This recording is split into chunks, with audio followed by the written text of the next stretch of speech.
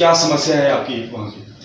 समस्याएं हमारे वहाँ की काफ़ी सारी है, जो कि स्पेशली अगर हम ऑडिट डिपार्टमेंट को रिलेटेड बात करेंगे तो उस तरफ से समस्या ही समस्या है, क्योंकि उनका फर्ज बनता है हर एक गांव वाले को इन्फॉर्म करना कि आपके हकूक क्या क्या है। वहां पे सिर्फ उनको कार्ड का जो पैसा, जो अनस्किल्ड का जो पैसा है साल का 10-12, इस बार रिसेंटली जो 18,000 मिला है, बस बाकी सुविधाओं से महरूम है लोग। यहां तक कि आपको आश्चर्य होगा कि आज की डेट में लोगों को पता चल रहा कि मटेरियल का भी पैसा उन्हें मिलना चाहिए, जो कि उन्हें नहीं मिलता है। यह कमी किसकी है?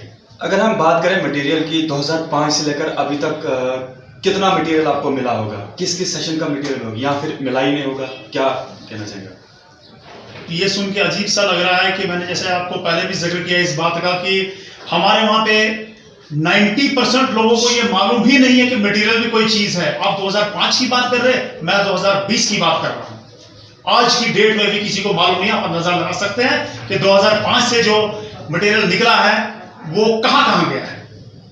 मैं यहाँ पे दर्शकों को बताना चाहूंगा कि आज मैं कुछ भी नहीं कहूंगा, जो कुछ कहेंगे सरपंच कहेंगे और तफसीलन इनसे जानने की कोशिश करते हैं। आप बिल्कुल एक्सप्लेन करके और सब कुछ जो आपके दिल में है वो सब कुछ बता दीजिएगा। मुझे ये कहने में कोई झिझक नहीं है, क्योंकि ये चीजें सामने आनी चाहिए, जनता के सामने आनी चाहिए। जनता को अपना हक पता चलना चाहिए। जो भी ऑडिट डिपार्टमेंट के एम्प्लॉइज है, उनका फर्ज बनता है जाके गांव-गांव में हर एक इंसान को बताना, जानकारी देना आपके हकूक क्या क्या है, ना कि उनसे छुपाना, जो कि आज तक हुआ है। जैसा कि आपने कहा 2005 से मनरेगा का जो कार्यक्रम स्टार्ट हुआ, 2020 है, लगभग 15 साल हो चुके हैं।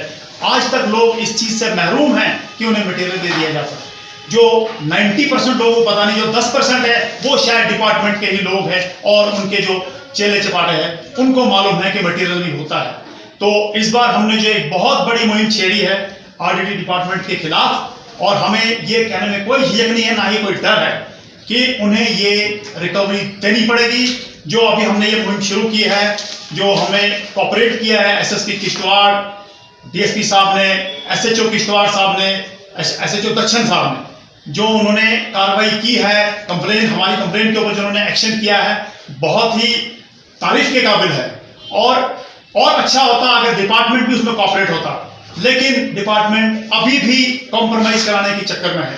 हमने जब अपने सरपंच के खिलाफ नो कॉन्फिडेंस मोशन पेश किया, उसमें डिपार्टमेंट उल्टा उनके एक्शन लेने के बजाय हम लोगों से कॉम्प्रोमाइज की बात करता है। क्या वजह है इस चीज की? आप अंदाजा लगा सकते हैं कि करप्शन का लेवल कहां है।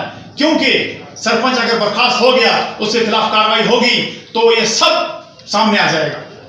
ये मिलीजुली भगत है इनके साथ में। जिस तरीके से आपने कहा कि 2005 से अगर हम बात करें तो 2020 तक अभी वहाँ लोगों को मालूम नहीं है कि मटेरियल क्या होता है, मटेरियल का पैसा भी मिलता है। तो क्या लगता है आपको, कौन कौन इसमें मुलविस हो सकता है, किस किस की ये गेम हो सकती है?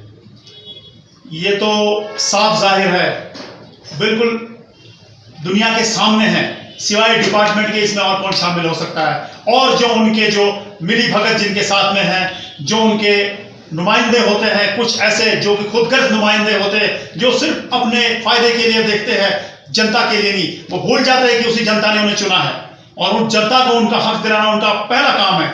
लेकिन उसी जनता के पैसे में वो सेंध लगा के बैठे रहते हैं और मुलविस साथ में डिपार्टमेंट भी उनके। आपने आरडीडी के अगेंस्ट जो है कंप्लेंट की है और आपने अभी तारीफ भी की है, मतलब एडमिनिस्ट्रेशन की उन्होंने आपका भरपूर साथ दिया। तो अगर इसके बावजूद भी आप ये लड़ाई लड़ नहीं सकते, आपके हक में ये सारा जो आप चाहते हैं वो वैसा नहीं हुआ, तो क्या कदम उठाएंगे आप नेक्स्ट? मैं आपको आपके चैनल के माध्यम से ये चेतावनी देना चाहता हूं कि अभी वो जमाना नहीं रहा। 2005 नहीं है, ये 21वीं सदी है और 45 मिनट्स के अंदर हम उड़ के दिल्ली पहुंच सकते हैं। ये कोई बड़ी बात नहीं है।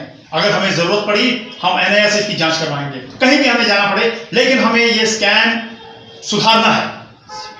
जो चोर है, जो इसके पीछे है, जितने भी, चाहे वो किसी भी लेवल का अधिकारी क्यों ना हो, उनको दुनिया के सामने आना चाहिए और वो सब क्लियर करना चाहिए कि ये क्या घोटाला है और कौन कौन इसमें मुलविस है। आपसे जानना चाहूंगा, क्या आप एक पंचायत की बात करते हैं या फिर पूरे दक्षिण ब्लॉक की? मैं ना एक पंचायत की बात करना चाहता हूं, ना दक्षिण ब्लॉक की, मैं तमाम किश्तवाड़ डिस्ट्रिक्ट की बात करना चाहता हूं, बल्कि मैं पूरे जम्मू कश्मीर की बात करना चाहता हूं। ये घोटाले अगर इस जगह हो सकते हैं तो बाकी जगह भी हो सकते हैं। इन लोगों की आदत हो चुकी है गबन करने की, जहां जाते हैं गबन करते हैं। गरीबों का पैसा, खून पसीने का पैसा गरीबों का, जो गरीब पूरे साल मेहनत करके मजदूरी करके पत्थर अपने कंधे पे ढो ढो कर लाके काम करता है, उसे उसका पैसा नहीं दिया जाता है। कौन कसूरवार है इसका, बताइए आप। आना चाहिए उनको सामने और इन लोगों को पब्लिक के सामने नंगा करना चाहिए जो इस किस्म की घटिया हरकत करते हैं। अगर देखा जाए तो आए दिन रोज आरडीडी की अगर बात करें तो रोज जो है कंप्लेंट इसके ऊपर आती है। तो बहुत सारे ऐसे जो है अपने केस को काफ़ी हद तक लेते हैं, मुकाम तक पहुंचाते हैं, लेकिन उसके बावजूद भी कहीं ना कहीं बीच में आके ये केस खत्म हो जाता है। तो क्या कहना चाहेंगे आप, किस तरीके से वो केस खत्म हो जाता है और क्यों ये सारे लोग फिर उस आवाज़ को दबाने की कोशिश करते हैं? ये इसमें जड़ से जांच होनी चाहिए। जो भी हमारे काबिल अफसरान हैं उनके पास जांच देनी चाहिए ताकि वो बिल्कुल निष्पक्ष जांच करें और उनके ऊपर से किसी का प्रेशर नहीं होना चाहिए। हमारे बहुत सारे काबिल अफसरान हैं जिन्होंने इस काम की शुरुआत भी की है, पहले भी शुरुआत की है, लेकिन जब ऊपर लेवल तक ये बात पहुंचती है या तो उन अफसरान का तबादला किया जाता है या तो केस उनसे लिया जाता है। इसकी एग्जाम्पल्स कई हमारे सामने पेश है। तो मैं उम्मीद करता हूं कि जैसा मैंने पहले भी कहा, ये 21वीं सदी है और ये आवाज मेरी यहां तक नहीं दिल्ली तक पहुंचनी चाहिए और इसके ऊपर पूरी कार्रवाई होनी चाहिए। तो शुक्रिया हमारे साथ बात करने के लिए। मैं आपको बता दूं कि जनकपुर के नायब सरपंच जिन्होंने अभी ये पूरी सारी कन्वर्सेशन दर्शकों को बताई कि किस तरीके का फ्रॉड आरडीडी डिपार्टमेंट में किया जाता है। और मैं आपको बता दूं कि अभी ये दक्षिण से अभी ये किश्तवाड़ में आए हैं प्रेस कॉन्फ्रेंस देने के लिए। कहीं ना कहीं इनका केस जो है एडमिनिस्ट्रेशन की तारीफ करते हुए ये कहते हैं कि उन्होंने मतलब एडमिनिस्ट्रेशन ने काफ़ी साथ दिया, लेकिन अब देखना होगा कि आने वाले समय में क्या इनका केस किसी मुकाम तक पहुँचता है या नहीं।